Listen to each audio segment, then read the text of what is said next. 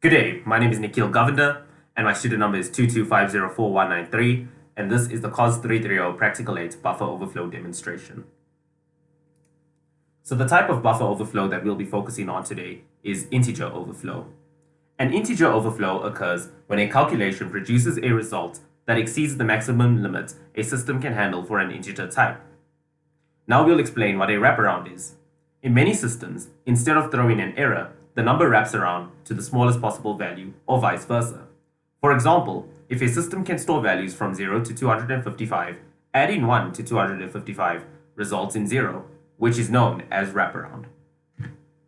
So what causes integer overflow? For example, memory limitations. Systems can only allocate a fixed number of bits to store integers. For example, an 8-bit integer can store values from 0 to 255, and a 16-bit integer can store values from 0 to 65,535, and so on. So here are some interesting facts about integer overflow. So many programming languages like C, C++ don't prevent overflow and simply wrap around, leading to potential issues if not properly handled. Here are some famous incidents. The Ariane 5 rocket explosion in 1996 was due to an integer overflow in its control software. Video games like Pac-Man face integer overflow, causing glitches in later levels, like the kill screen. So here are ways to prevent integer overflow. Using larger data types. Switch to larger data types, especially larger integer data types like 64-bit or higher. Check for overflow. Some languages have built-in tools, for example Java's math.addExact, to detect overflow. Also, use libraries. Many programming languages, modern programming languages, have libraries to handle arbitrary precision arithmetic.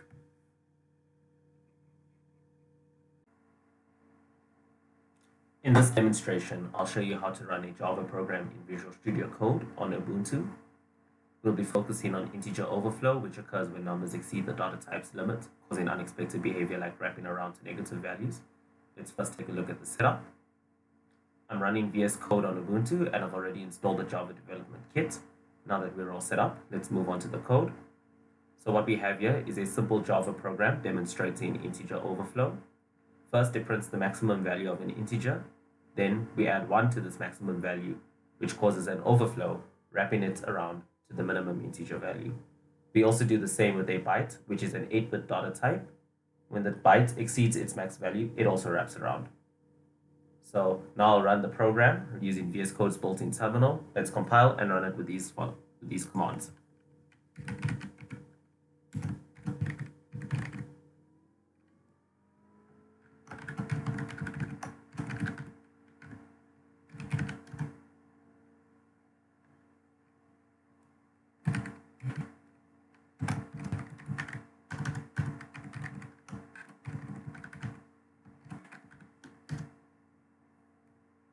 Okay, now let's check out the output.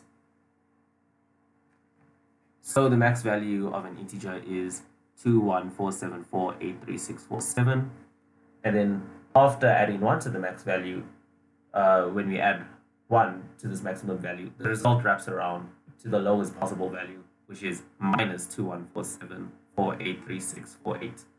This happens because we've exceeded the integer's capacity, causing an overflow.